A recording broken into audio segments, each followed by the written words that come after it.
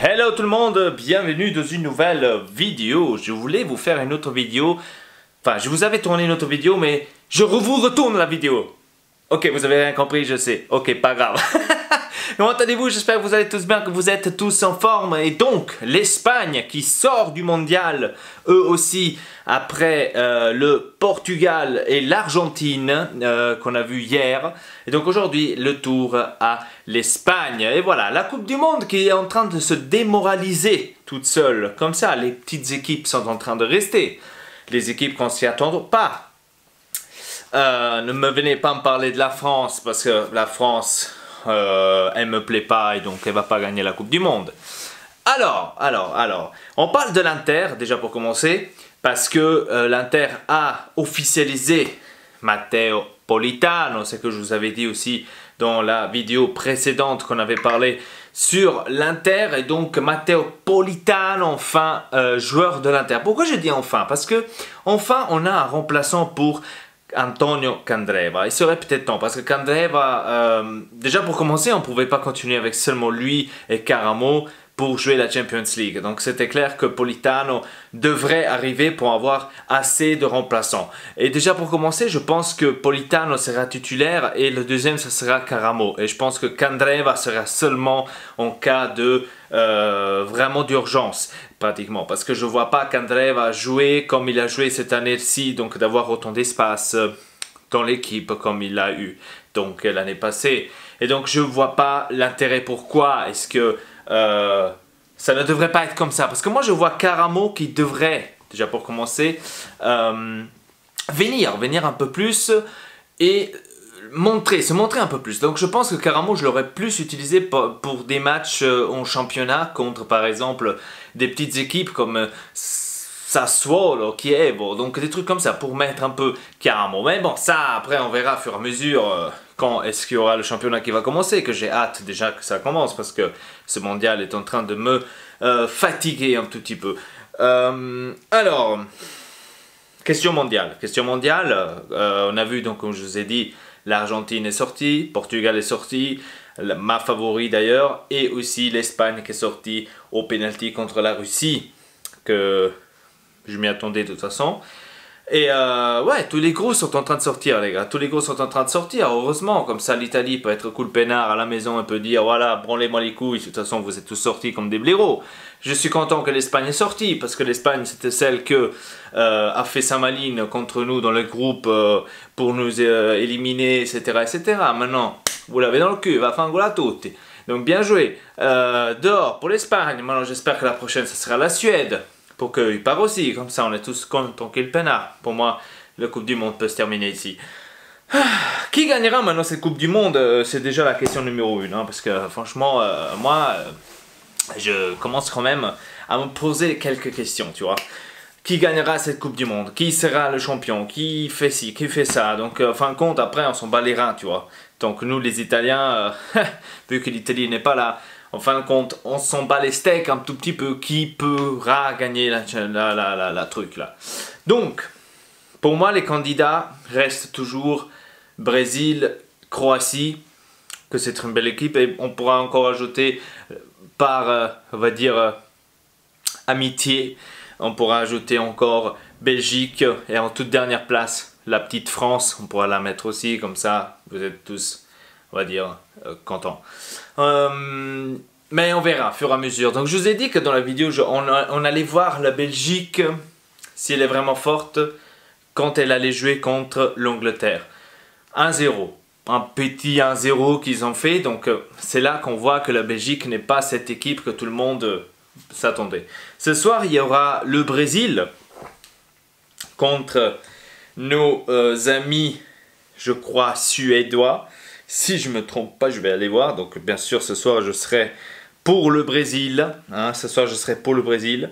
Parce que la Suède est un peu dans les couilles, tu vois. Ah non, c'est même pas ce soir, c'est demain. Et c'est contre le Mexique. Contre le Mexique. C'est contre qui la Suède? La Suisse. La Suède, c'est contre la Suisse. Donc il faut être avec la Suisse, les gars. Il faut être avec la Suisse. Je ne sais pas si vous le voyez. Je ne sais pas si vous le voyez, je pense pas. Il faut être avec la Suisse, les gars. C'est pas vrai. Il faut être avec la Suisse. Regardez-moi ça. Avec la Suisse. C'est le tout dernier en plus. Oh là là. Donc ce soir, il y aura Croatie-Danemark. Ah ouais, pratiquement, quoi. On est mal barré, quoi. Croatie-Danemark, donc ce soir. Ok. Donc je pensais qu'il y aurait le Brésil, tu vois. Bref, pourquoi je dis Brésil-Suède? Ah ouais, parce que j'avais cru que la Suède, en fait, serait deuxième, c'est vrai. Mais ils sont arrivés premiers dans un groupe avec Mexique et Allemagne. J'avais complètement oublié. Oh là là. Il y aura Brésil-Mexique, les gars. Très difficile. Franchement, je sais pas.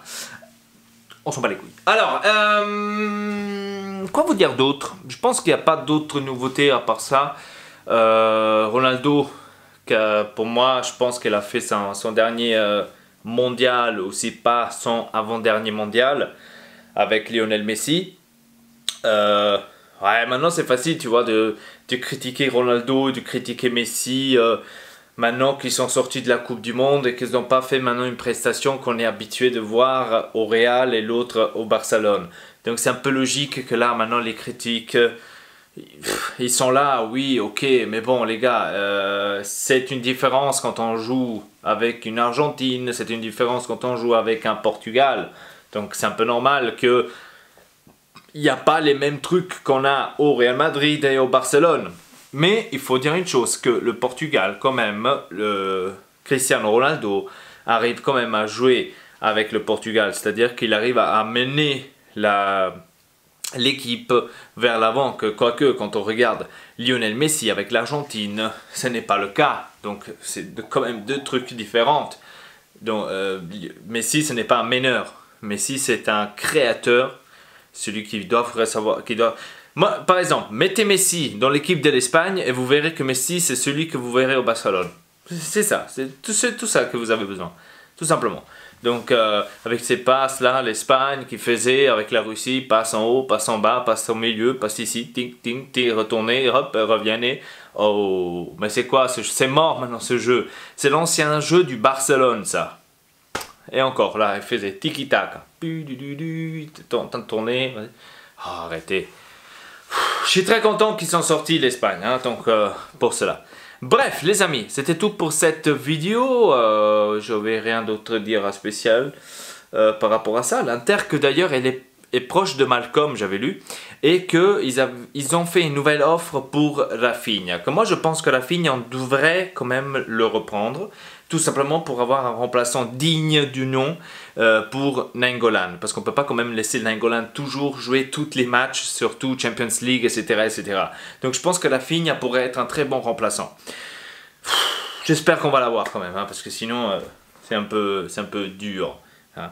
Voilà, donc on parle aussi de Malcolm, etc. Mais pour l'instant, il n'y a rien d'officiel. À partir d'aujourd'hui, la clause de Icardi est maintenant seulement disponible, comme j'ai bien compris, pour ceux en dehors de l'Italie.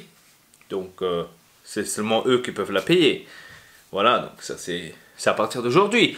Donc on va certainement avoir maintenant des nouvelles de tous les côtés qui sont pas vraies, hein, parce qu'on a vu, enfin j'avais vu une vidéo de son fils où il a déclaré non, mon père il va rester à l'Inter et à Milan, inutile que vous dites qu'il devrait aller à la Juve, hein, donc c'était sympa quand même d'entendre ça.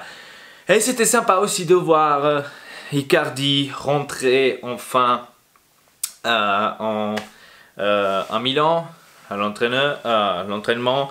Donc ça m'a fait plaisir de voir ça. Donc on a eu quand même beaucoup de trucs où on nous a dit que Icardi l'année prochaine sera là, etc. Donc beaucoup de journaux, franchement, ils devraient un peu se poser des questions quand ils mettent des nouveautés comme ça, des news par rapport à Icardi, parce que c'est vraiment répugnant. Bref, les amis, laissez un like à cette vidéo et aussi un abonnement à la chaîne Ortex et El Pas, ça ferait plus que plaisir. Avec ça, je vous dis à très bientôt pour une nouvelle vidéo. Botte El Pas. Peace.